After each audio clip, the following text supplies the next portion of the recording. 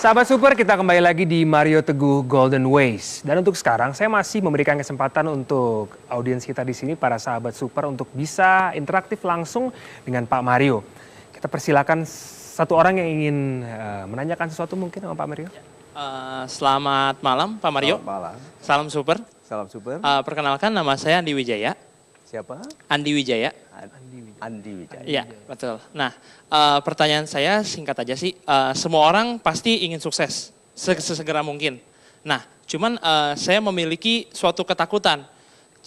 Karena kan sampai saat ini saya masih bekerja seperti itu dan penghasilan saya tetap. Nah, kalau misalnya saya nanti misalnya membuka suatu usaha seperti itu dan ternyata gagal, itu akan menjadi suatu trauma mungkin bagi saya seperti itu.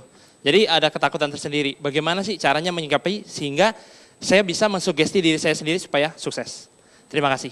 Super sekali.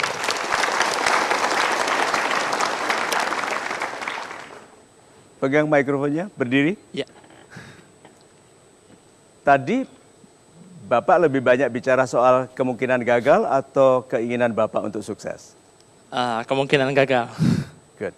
Dalam kehidupan Bapak, pikiran Bapak lebih banyak takut gagal atau ingin sukses? Sampai saat ini masih banyak takut gagalnya. Good. Jadi nanti Bapak jadi lebih ahli takut gagal atau ingin sukses? Sampai kalau sekarang mungkin lebih ahli takut gagal. Super sekali. Nah sekarang, pikiran Anda, kesadaran Anda, satu lagi ya Pak, kesehatan mental Anda bebani dengan rasa takut gagal. Lalu kebebasan berkreasinya, harapan, doa yang indah, karena doa banyak yang tidak ditemani dengan keyakinan. Berdoalah lalu yakinlah, kan begitu perintahnya. Ya. Kalau Bapak kan berdoalah, tapi Tuhan gimana kalau? Berarti Anda berdoalah dan ragulah. Kesehatan mentalnya itu loh Pak, Anda lebih sehat mentalnya dengan berdoa dan yakin, atau berdoa dan ragu? Berdoa dan yakin. Very good. Nah sekarang, siapa yang rugi kalau Anda lebih berfokus pada kegagalan? Saya sendiri. Good. Jadi apa caranya? Apa yang akan Anda lakukan? Berdoa dan harus yakin. Dengarkan ini loh. Ini orang positif bicaranya gini. Berdoa, bekerja keras, patuh kepada nasihat orang tua, menyayangi istri, saudara, semua bagus. Belum tentu berhasil. Karena bisa lebih berhasil. Lebih berhasil lagi, berhasil di bidang yang tidak pernah Anda sangka. Orang negatif belum tentu berhasil karena bisa apa? Gagal.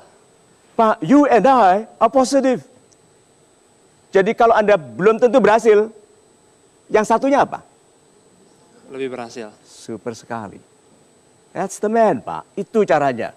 Jadi bukan kalau aku nggak berhasil, gagal. No, mulai dari sekarang kalau aku nggak berhasil, lebih berhasil lagi. Karena Tuhan punya kebiasaan mengagetkan orang-orang patuh.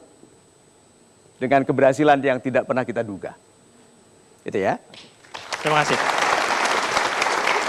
Mario, karena saat lagi kita sudah akan mengakhiri episode kali ini, seperti biasa kita punya kesimpulan yang mungkin bisa diambil dari tema kita hari ini. Super sekali, terima kasih. Yuk sahabat-sahabat saya yang baik hatinya, kita tutup bahasan kita dengan meme ini.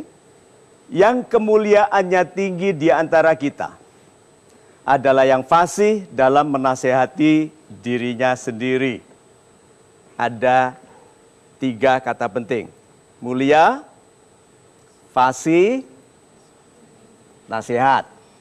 Mulia. Kenapa pada akhir program ini bukan sukses, bukan kaya, mulia. Karena orang mulia hartanya akan meneruskan kebaikannya bahkan setelah dia meninggal. Orang mulia ilmunya tetap berlanjut dan menjadi alasan untuk dia dielu-elukan oleh kaum-kaum setelahnya.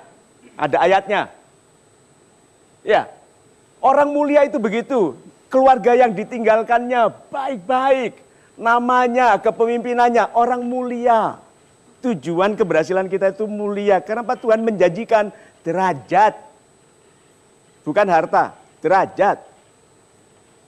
Dan siapa yang diberikan derajat? Yang berilmu.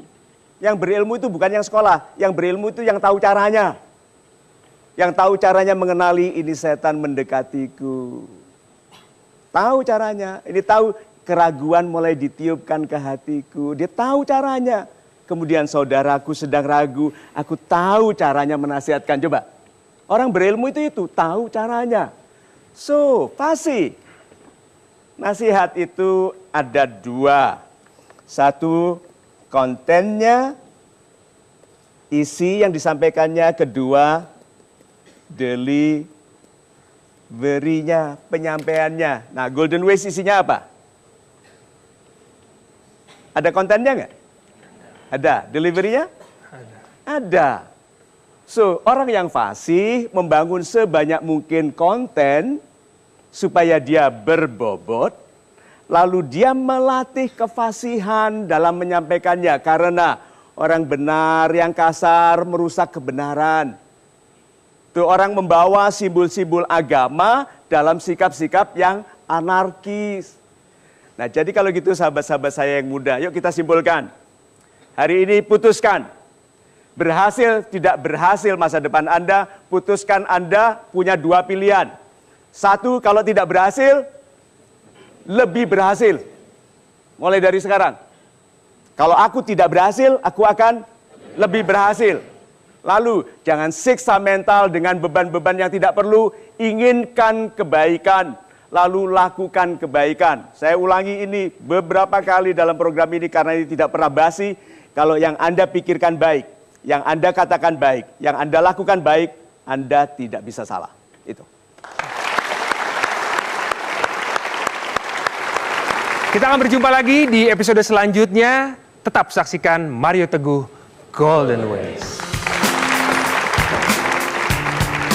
Setelah saya menyaksikan Mario Teguh Golden Ways, saya merasa termotivasi atas beliau yang telah memberikan motivasi kepada saya. Terima kasih Pak Mario, salam super.